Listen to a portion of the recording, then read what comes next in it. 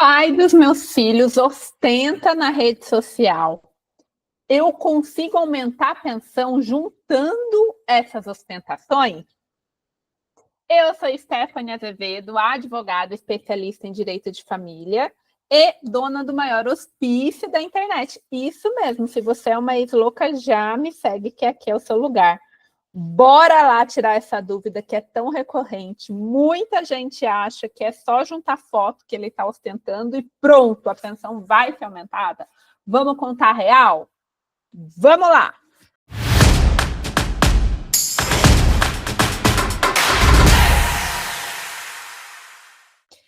Bom, gente, sempre rola essa dúvida, tá? Então, vamos dizer, aquele cara que todo final de semana tá indo para balada, tá pagando combo para todo mundo, comprou um carro novo, mudou para um bairro melhor e a pensão continua a mesma. Ou então, pior, ele continua falando que está desempregado e pagando como se fosse desempregado.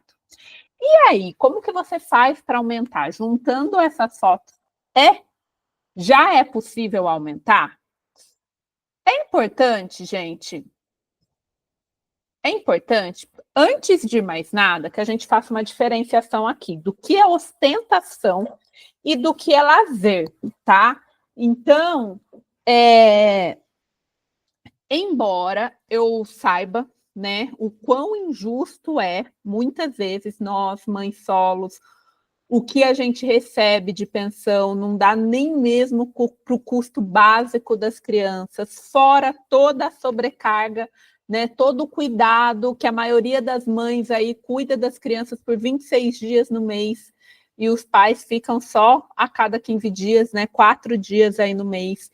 Então é muito difícil, porque muitas vezes, fisicamente, a gente não consegue ter lazer, e quando teria a possibilidade de fisicamente ter o lazer com as crianças, não tem dinheiro que sobre para ter o lazer. E aí a gente vê o cara todo final de semana pagando combo, todo final de semana viajando, todo final de semana na praia. E aí eu chego aqui contando para vocês que ele tem direito a lazer, né? Eu sei que isso gera uma sensação de impotência, de injustiça, mas o judiciário ele segue regras muito claras, tá? Embora seja extremamente, tinha até um professor meu na faculdade que falava que a gente estava na faculdade de direito, não na faculdade de justiça, e que a gente ia aprender a fazer valer as leis que existiam, que não necessariamente eram justas, né? E é mais ou menos isso. Então, muitas vezes nós, mães, não conseguimos ter o mínimo de lazer.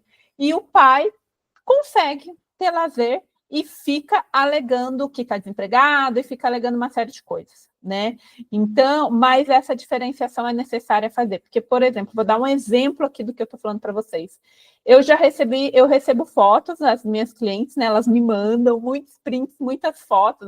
Cada cliente que chega aqui no escritório, a gente cria um drive para elas na nossa nuvem, que é protegida, né? Tem toda a proteção ali para que ninguém acesse, só eu, né, e elas. E aí elas colocam lá no drive tudo que elas consideram que seja prova, né? E esse drive vai acompanhar a gente até o finalizar o processo e por mais um ano, como um arquivo digital dela, e só depois de um ano que finaliza o processo que a gente apaga completamente. E aí elas colocam lá um monte de foto. Por exemplo, já vi fotos do cara na praia, fotos do cara, por exemplo, tomando Heineken, ou às vezes numa roda de amigos tomando cerveja no geral, e dela fala, não, mas é todo final de semana. Não vai adiantar eu juntar essas provas que comprova que ele tem a vida normal de um homem comum, tá? Que a gente chama, que é o homem mediano, né? Quando a gente quer falar que é uma pessoa que é o básico ali, que ele está tendo o básico, entendeu? Vai ser considerado só lazer. O que é ostentação de fato, tá? Por exemplo, eu tenho um caso aqui que a gente conseguiu através das fotos. E ainda assim, só para vocês terem noção, ele é um influencer, tá? E ele divulga jogo do Tigrinho e quando divulga jogo do tigrinho, normalmente eles precisam fazer uma ostentação para incentivar as pessoas a jogarem mais, né? E ele realmente, ele mostrou, postou que ele deu a plástica na esposa atual dele, fez toda a plástica que ela queria, peito, barriga. Eles foram pro Alpe Suíço, eles foram para uma série de perfume de 5 mil reais, então tudo isso postado, a gente juntou tudo isso, tá? Nesse caso dele, é uma ostentação, tá? Então, só que daí, só porque o juiz viu esse caso já aumenta a pensão? Não, gente. Quando a gente junta essas provas, que realmente é uma ostentação, salta aos olhos, é acima da média do homem comum, o juiz vai falar o quê? Esse cara tá fazendo alguma coisa, vou quebrar o sigilo, tá? Então, normalmente, essa ostentação, ela é usada para justificar a quebra do sigilo. Não que seja necessário, porque numa ação de pensão é muito tranquilo a gente conseguir quebrar o sigilo, porque essa é a prova cabal que a gente precisa. Então, vocês estão entendendo que não é de fato, e aí muitas pessoas usam a teoria da aparência, que seria isso: se eu aparento ter dinheiro, eu realmente estou fazendo prova contra mim que eu tenho, né? Só que hoje, com essa era da rede social, o judiciário inteiro já sabe que é muito fácil você parecer que tem dinheiro e não necessariamente exista o dinheiro e liquidez. Então, quando a gente junta essa ostentação, o juiz quebra o sigilo, analisa aquilo ali e vê se condiz com a realidade, tá? Então, nesse caso em específico, só para vocês terem noção, nesse caso específico, o cara tinha muito dinheiro, a gente conseguiu, a gente estava pedindo, quando a gente entrou, ele não era influencer, foi tipo muito meteórico a forma que ele se transformou em influencer. Quando a gente entrou, a gente sabia que ele tinha dinheiro, mas ele não era influencer, não tinha toda essa ostentação. A gente pediu 2 salários mínimos. Ele pagava meio salário mínimo para 2 crianças. A gente pediu 2 salários mínimos, um para cada uma. E aí ele foi, chorou miséria, falou que estava desempregado e estava fazendo bico e que não sei o quê. E aí começou as provas, né? Que tem audiência, tem essa discussão, tem essa tentativa e depois começam as provas. E aí a gente, aí foi o tempo dele virar influencer, a gente juntou toda essa ostentação, quebramos o sigilo, e que o juiz falou, mesmo comprovando, porque ali tinha depósitos, realmente, tinham depósitos na conta dele que entrava de 60 mil reais, 50, 40 mil reais, tudo de uma vez. Que a gente comprovou que as crianças tinham necessidade de um salário mínimo cada uma, e que ainda assim, com um salário mínimo cada uma, já ia aumentar significativamente o padrão de vida das crianças. Sendo assim, não era necessário mais do que isso, sendo que a gente não estava comprovando que as crianças necessitavam mais do que isso. Então, mesmo um cara ostentando bastante, ficou determinado em 2 salários mínimos, tá? Então, é importante que vocês entendam que não é tão fácil assim. Tanto é que a gente vê pelo próprio Militão, quantos milhões ele não ganha e quanto que ele está pagando. Ah, mas ele paga uma pensão. Agora aumentou, né? Não lembro para quanto aumentou, mas ele está 10 mil reais, né? 10 mil reais facilitaria a vida de alguém? De todo mundo, a grande maioria, né? De todos nós, eu iria ficar imensamente feliz. Só que para um cara que ganha milhões, 10 mil é muito ou é pouco? É isso que vocês precisam entender, entendeu? Porque muitas vezes é colocado aqui na rede como se fosse assim, vou juntar isso e pronto. Não, realmente eu preciso, a primeira coisa que a gente tem que provar é a necessidade. Quanto que a criança precisa para sobreviver e ter uma vida próximo ao padrão de vida do pai. Se eu não consigo justificar, por exemplo, se eu não consigo comprovar que a criança vai ter gastos, que a gente vai conseguir gastar esses 10 mil reais, dificilmente o juiz vai determinar 10 mil reais, porque primeiro o juiz analisa a necessidade para depois passar para a possibilidade.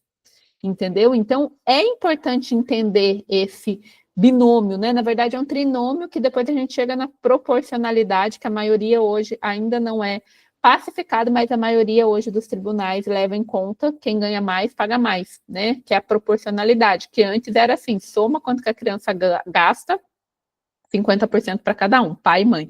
Hoje não, hoje o trabalho invisível que a gente desempenha é levado em conta para essa conta, né? E quanto a mãe recebe também. Então, hoje não tem essa equidade de divide 50%. Então, é a proporcionalidade, completando assim o trinômio.